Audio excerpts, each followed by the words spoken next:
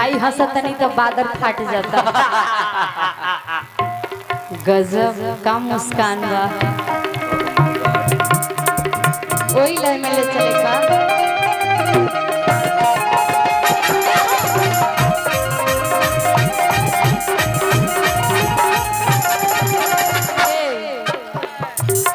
देखा तनी कौन डांस बाबा होगा। तनी माता रानी के नाम पे अरदास लगाओ बा। ऐसे कमर पे हाथ रखे, कमर पे हाथ रख देने, क्या बात है। माली के घरे माता जी पहुंचल बाड़ी और कैसे गई बा।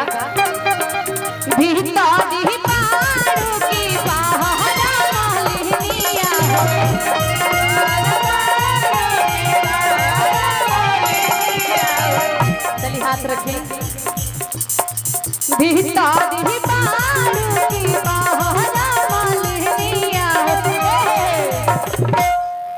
तनी दोनों हाथ उठाई तो है डांस का कंपटीशन होता ना। दोनों हाथ उठाई अगर अपने पार्टी के जीतावल चाहते हैं तो हमार पार्टी तो फराद बा।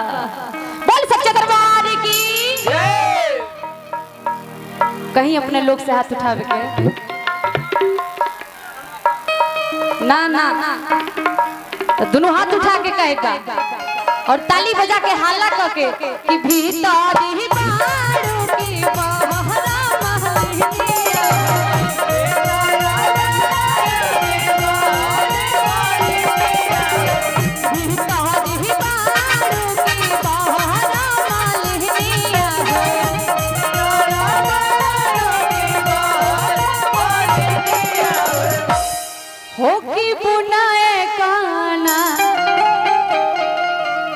माता कहतने मालिन से, ये मालिन भीतर बाड़ू की बाहर बाड़ू, बड़ा जोर से प्यास लागल बा। तो कहतनी कैसे हो की बुनाए काना माही के पहनिया पिया हो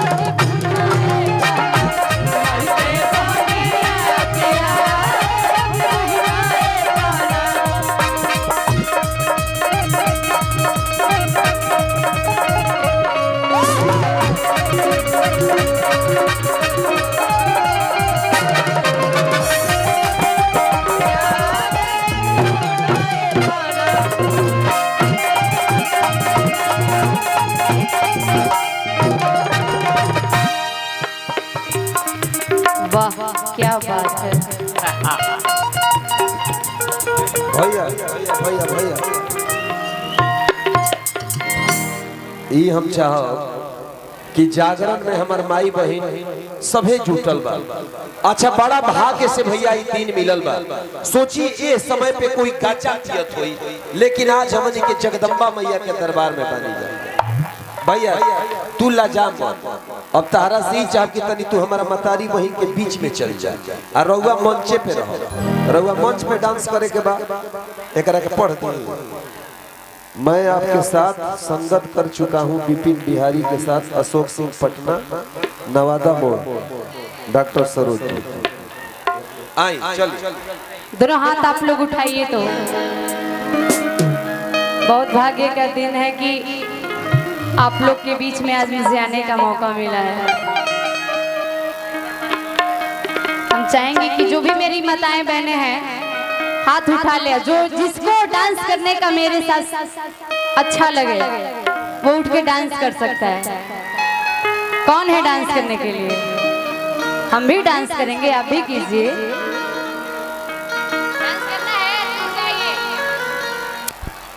तो चलिए उठ जाइए और ताली लंबे लंबे उठा के बजाना है। आजा बाबू। बच्ची के लिए जोरदार ताली बजा दीजिए। कम से कम इनके अंदर जिगर तो है डांस करने का, नहीं तो आप लोग के जैसे हे भगवान। तो ताली बजाना है और जयकारा लगाना है। बोल जगदम्बे माता की। आजा बाबू इधर और मेरे साथ कमर हिलाना है। हो के बुनाए काना माही के पहनिया पिया हो के बुनाए काना माही के पहनिया पिया।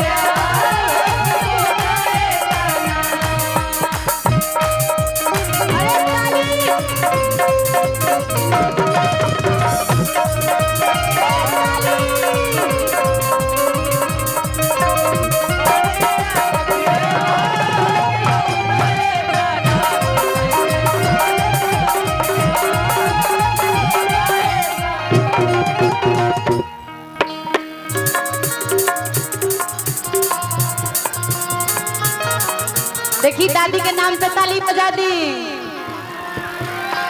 हेलो ए नम्रता। हाँ जी भैया भैया। अच्छा देश दुनिया में कहल जाता कि लड़की लोग ज्यादा स्वर्ण पदक जीत के ले आता, माने औरत लोग आगे बा। तो ये फैसला कब हो जब औरत और पुरुष दोनों जुटी हैं। तो हम चाहते कि पहले तुम मतारी बहन से ताली बजवाओ और तब हम अपना भाई से ताली बजवाई। रउआ सब अभी रुक जाइए, ये पावर दिखावे पर पहले तू ताली बजवाओ। चलो देखी मीना देवी शीशा अध्यक्ष से 50 रुपया के अरदास आइल बा, भगवान यहाँ के खूब आगे बढ़ाई। चलो अपनी भजन गाओ। हर गुरा हर बहिना। तो देखी हमार पार्टी हारे के ना चाहिए, सुननी है ना। हमार पार्टी कमजोर पड़ जाए तो हम कमजोर पड़ जाए। दादी है तो दोनों हाथ उठाई। अभी भाई लोग ना हम कहब तो पहले ये लोग के फैसला हो लिया। हमार पार्टी हाथ उठावे और ताली बजा के दादी डांस करे के बा। है तनी दूरी बना दी, थोड़ा सा और खसक जाए। देखिए भाई अमोल सिंह जी के बहन 50 रुपए के अरदास पर भगवान यहाँ के लंबा उम्र दें। हो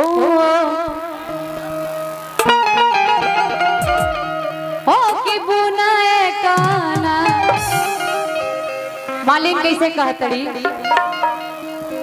कि मही के है पानी आ पिया हो कि बुनाए काना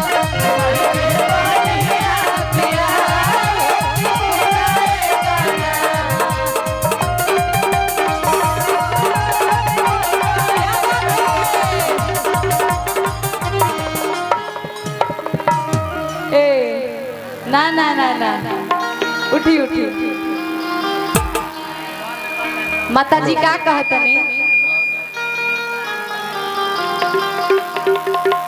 एने हो गई। हाँ। अब एक बार तनी हमारा भाई के सारा मुंह पे तू देख लो, भाई लोग देने एक बार देख लो।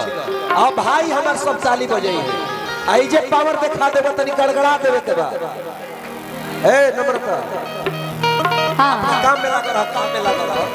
कैसे कहता किले हो नाही मालिनी सोने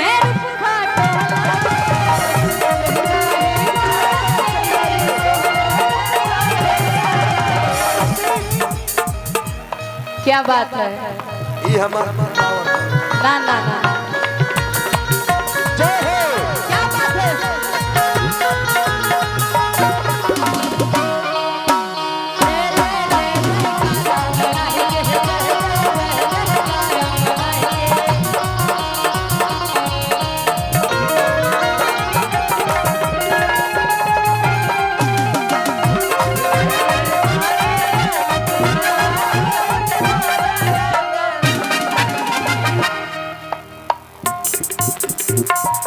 चली बहुत अच्छा लगल। माता जी डांस के किले हु ना